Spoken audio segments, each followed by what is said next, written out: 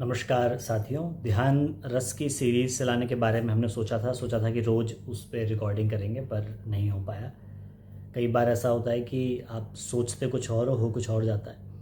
तो इस सीरीज़ को आगे बढ़ाते हैं। और इन दिनों जितना मैंने सोशल मीडिया को एक्सप्लोर किया और देखा वहाँ पर लोग क्या क्या चीज़ें शेयर कर रहे हैं, उतना ही मुझे और लगा कि बहुत सारी बातें जो हैं वो अभी उसी भाव में शेयर की जा रही हैं कि वो बेचने योग्य बन पाएँ। क्योंकि हर चीज़ का दौर आता है, तो इस समय योग का, मेडिटेशन का एक दौर आया हुआ है, तो वहाँ भी उसको लोगों ने प्रोडक्ट के रूप में बेचना है और उसको बेच रहे हैं। पर ठीक है, चलिए जो भी हो रहा है। जब पहले कोई चीज़ फेमस होती है, फिर लोग सही चीज़ की तलाश करते हैं। ऐसा नहीं है कि जो मैं बता रहा हूँ केवल वही सही है, उनका भी अपना अनुभव हो सकता है। पर बहुत सारी चीज़ें ऐसी हैं जो शायद जो लोग वो शेयर कर रहे हैं उनको भी पता हो कि उनको इससे उनका मुख्य उद्देश्य धनार्जन और लोग का अटेंशन खींचना। तो वहाँ पर मुझे लगता है कि अभी जब टेढ़ी चीज़ आएगी तो सही चीज़ भी एक दिन आएगी। बहुत सारे लोग, ऑब्वियसली बहुत सारे संत ऐसे हैं और विद्वान ऐसे हैं जो सही बात भी शेयर कर रहे हैं, पर अधिकतर जो कंटेंट है वो इंग्लिश भाषा में है, अंग्रेजी भाषा में है। तो मेरी कोशिश है कि सिंप्लीफाई करके प्रेजेंट करूँ, एक आम आदमी के लिए क्या चीज़ आवश्यक है वो बताऊँ। और ये भी हो सकता है कि मेरी बात भी किसी को जटिल लगे, कठिन लगे। पर दुनिया में एक भारी समस्या मैंने महसूस करी है, वो ये है कि जब तक पानी सिर से ऊपर नहीं होता है तब तक लोग सही चीज़ को महत्व नहीं दे पाते हैं। शायद समय भी होता है। तुलसीदास जी भी कहते हैं कि वही उन्हें जान पाते हैं जिनको वो जानवाना चाहते हैं। तो यहाँ ध्यान रस के माध्यम से मेरी कोशिश ये भी है कि मैं भी समझूं कि मैं क्या बोल रहा हूँ। तो स्वाध्याय भी है, स्वांतः सुखाय भी है। आज का जो मुद्दा है वो ये है कि हम ध्यान क्यों करें, ध्यान करने की क्यों आवश्यकता है। जितनी भी सीढ़ियाँ हैं, जितने भी तरीके हैं, चाहे वो मंत्र जाप है, नाम जाप है, चाहे वो श्लोकों का पठन पाठन है, चाहे वो ईश्वर के बारे में पढ़ना है, उनके प्रसंग हैं, चाहे वो यज्ञ है, चाहे वो दीप यज्ञ है, जो भी अलग अलग पैटर्न है, चाहे वो तीर्थ यात्रा है, अल्टीमेटली उसका फोकस है कि हमारा ध्यान उस परम चेतना के ध्यान के साथ एकाकार हो। दुर्भाग्य से अभी हम संसार में इतना अटके हैं, हम सब, आप में, हम सब, हमसे जब पूछा जाता है तो क्या चाहिए, तो हमारा पहला फोकस इसी पे जाता है कि कुछ शरीर के लिए हो, कुछ मन के लिए हो, मन का पूरा आनंद आए, हमें पूरे हर तरह के भोग भोगने को मिले, लेकिन शरीर बीमार ना हो, और जितना लंबा जी सकते हैं जिए। एक समय पर लोगों का ड्रीम होता है कि इतने पैसे हो जाएंगे तो काम चल जाएगा, फिर धीरे धीरे वो इच्छाएं बढ़ती जाती हैं, नेवर एंडिंग प्रोसेस है। मज़े की बात है कि बहुत सारे लोग इस बात को जानते हैं, पर वो ये कह के निकल लेते हैं वहाँ से कि ये तो संसार है, तो मोह है ही। बचपन से मैंने एक बात सुनी कि पैसा एक आवश्यक बुराई है, और ऐसा इस तरह की बातें होती हैं समाज में, ताकि अपने कामों को डिफेंड कर सकें। और हमारे मन में ये चीज़ें इतनी गहराई से बैठ गई, अगर हम थोड़ा सोचें समझें तो समझ में आएगा कि इनका कोई वास्तविक अस्तित्व तो नहीं है। जैसे पैसा है, तो पैसे को हमने अपने मन में स्थान दे रखा है, पैसे का अपना कोई वजूद नहीं है। या जितने भी भोग हैं दुनिया में, उनका एक्चुअल में अस्तित्व तो नहीं है, पर उसने हमारी चकरगिन्नी बना रखी, सभी की चकरगिन्नी बना रखी, कोई अछूता नहीं है। बड़े बड़े जो महापुरुष हैं उनको भी ये जो महामाया है, ये जो दुनिया है, वो लपेट लेती है। तो ध्यान का अगर मैं सिंपल कहूँ, आसान भाषा में, एक अल्टीमेट उद्देश्य क्या है कि परम चेतना के साथ हम एकाकार हो पाएँ। लेकिन अब उसका लाभ समझना मुश्किल है कि भाई कैसे, उससे उससे होगा क्या, परम चेतना से जुड़ भी गया तो क्या होगा। अच्छा, जो बोल रहा है या मैं बोल रहा हूँ इस बारे में, क्या मैं जुड़ गया हूँ? तो मैं बोलूँ कि जुड़ गया होता तो शायद ये वीडियो ना बना रहा होता, मैं कुछ और ही आनंद में खोया होता।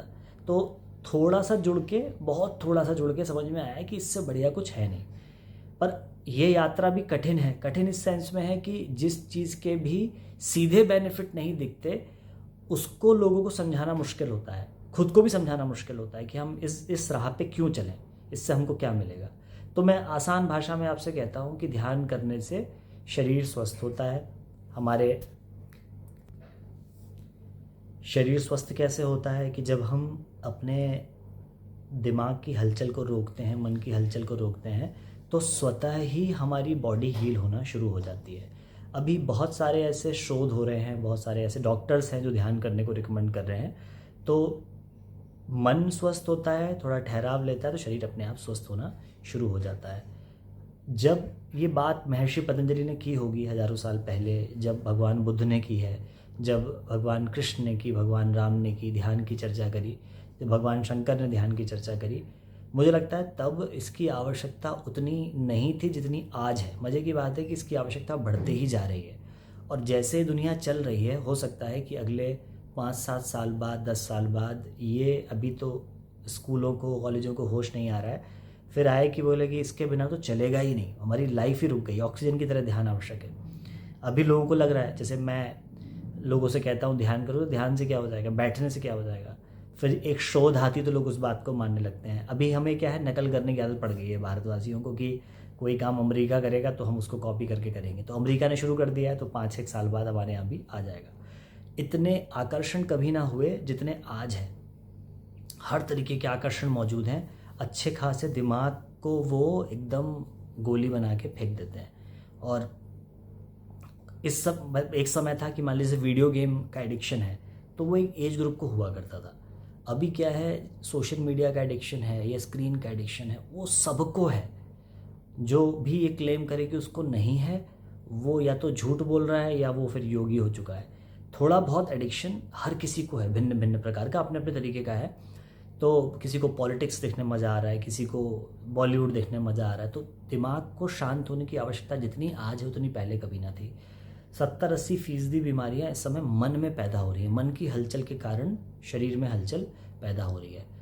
एक और बात समझ में आती है, ध्यान के माध्यम से क्या होता है कि मन आपकी बात मानना शुरू कर देता है, क्योंकि आप मन को थोड़ा रेस्ट देते हो, थोड़ा हाइबरनेशन मोड पर डालते हो, तो उसको समझाओ कि भाई ऐसा है, बाहर की टिक्की मत खाओ, पिज़्ज़ा मत खाओ, तो मन समझ जाता है, लॉजिक समझ जाता है। अदरवाइज़ क्या होता है कि मन हमें ना चाहता है, जो कहता है सो हमें करना पड़ता है। तो ये बहुत आवश्यक है इस समय पर कि ध्यान किया जाए। अभी हम आगे की वीडियोज़ में मैं बताऊंगा कि कैसे कैसे ध्यान संभव है।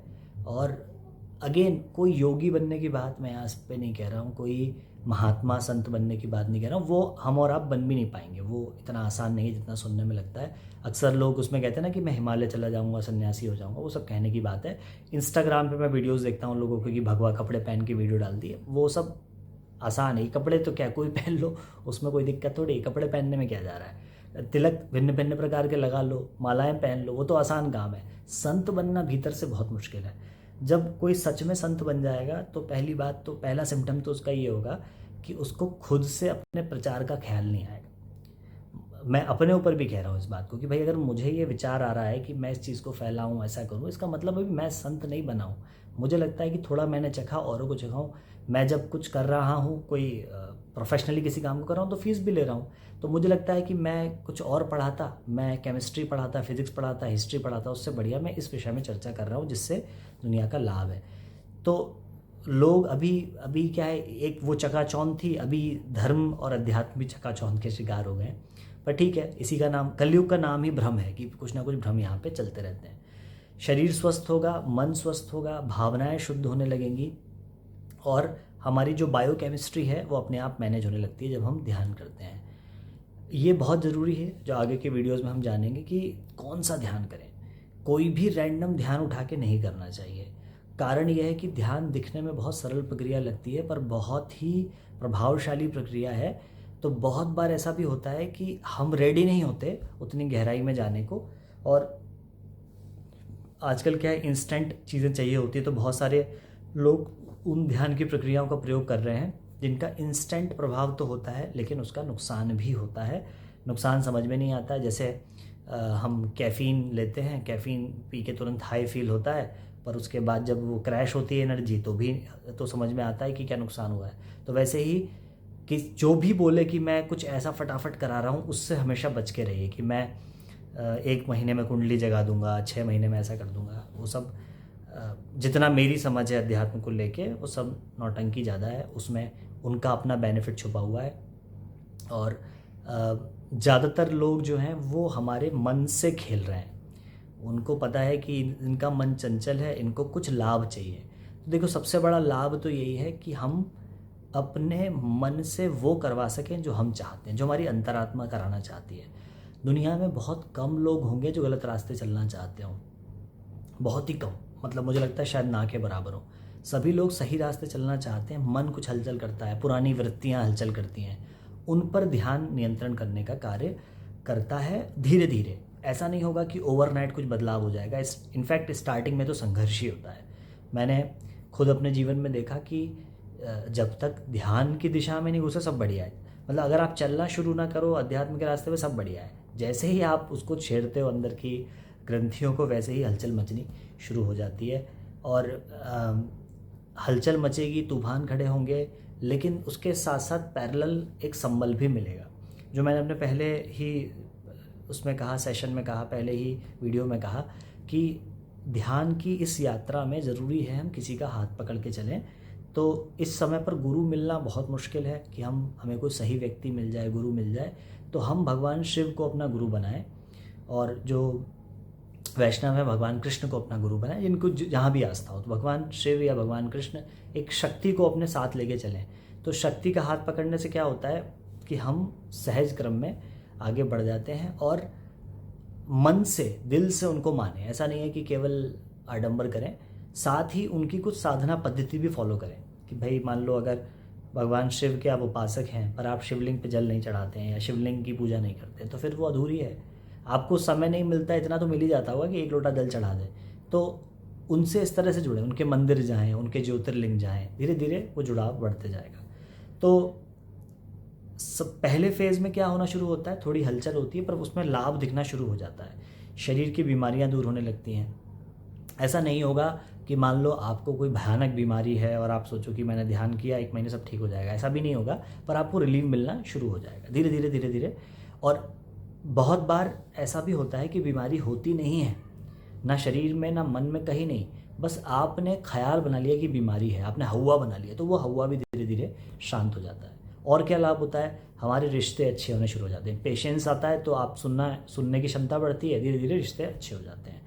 अनावश्यक रिश्ते खत्म हो जाते हैं। जब ऐसा लगता है ना कि ध्यान आता है, होश आता है, तो जिन हम पॉल्यूटेड लोगों के साथ जुड़े होते हैं, टॉक्सिक लोगों के साथ जुड़े होते हैं, वो अपने आप धीरे धीरे कट ऑफ हो जाते हैं। प्रकृति कुछ ऐसा करती है कि अपने आप ही आप सही जगह पे पहुंच जाते हैं। इसके अलावा जो ऐसे, अगर आप किसी गलत स्थान पे हैं तो वहाँ से आपको मुक्ति मिल जाती है। तो कुछ कुछ चीज़ें होती हैं, हलचल होती है, तूफान होते हैं, लेकिन उसके बाद एक बेहतरीन शांति की प्राप्ति होती है। इसके अलावा स्पिरिचुअल डेवलपमेंट तो होता ही है ध्यान से, आध्यात्मिक विकास होने लगता है। हमारे अंदर एक सकारात्मकता, एक आनंद का भाव पैदा होना शुरू हो जाता है। 2 चीज़ें होती हैं ध्यान से। हमारी ध्यान की कक्षाओं में हमेशा बताया गया कि प्रसन्नता और प्रतिभा की एक अंदर एक गुदगुदी सी, खुशी सी होनी शुरू हो जाती है, और एक प्रतिभा का जागरण। कुछ ना कुछ आप कविताएं लिखने लगोगे, आप पेंटिंग करने लगोगे, आप म्यूज़िक बनाने लगोगे, कुछ ना कुछ अच्छा अच्छा होने लगेगा। हमेशा लगेगा कि अपनी जो एनर्जी है वो सही दिशा में हम लगाएं। और बहुत चीज़ों पर जिसमें हम पहले रिएक्ट करते थे, उसमें लगा ठीक है, हुआ सो हुआ, क्या करें। तो जहाँ मतलब जैसे एक उदाहरण मैंने सुना पिछले दिनों कि एक व्यक्ति बहुत दुखी था, तो उससे पूछा क्या हुआ, बोले मुझे 2 करोड़ का लॉस हो गया। 2 करोड़ का लॉस हो गया, अच्छा कैसे हो गया। बोले मैंने सोचा था कि मैं 102 करोड़ रुपए कमाऊंगा, लेकिन केवल 100 करोड़ ही कमा पाया। अब यहाँ जो सुनने वाला व्यक्ति वो बहुत देर हंसा। उसने कहा कि 2 करोड़ का लॉस है कि 100 करोड़ का लाभ है। तो नहीं बोले मैंने 102 करोड़ का सोचा था, 100 ही करोड़ कमा पाया। तो अब वो उसमें भी दुखी है। जहाँ मतलब दुनिया, हम लोग ज़िंदगी में 100 करोड़ कमा लें तो बहुत बड़ी बात है, वहाँ वो 102 करोड़ कमा के 100 करोड़ कमा के भी दुखी है। तो ऐसे में क्लैरिटी ऑफ थॉट्स आने शुरू हो जाते हैं। आपको हमें ज़िंदगी भर ही समझ में नहीं आता हमें क्या करना चाहिए और क्या नहीं करना चाहिए, क्या चीज़ हमारे लिए ठीक है, क्या गलत है। पर ध्यान करने से वो हमें लाभ होना शुरू हो जाता है। तो ध्यान क्यों करें, इसमें तो वैसे कोई डाउट होना नहीं चाहिए कि करना ही चाहिए, सबको करना चाहिए। हर धर्म के व्यक्ति को, जाति के व्यक्ति को, स्त्री को, पुरुष को, एक एज के बाद बच्चों को भी बेसिक ध्यान करना चाहिए। यहाँ एक और बहुत ज़रूरी बात है कि बच्चों को जब भी हम ध्यान की दुनिया में लेके जाएं तो बहुत सावधानी बरतने की आवश्यकता होती है। अनावश्यक बहुत टिपिकल ध्यान में उनको ना बिठा दें।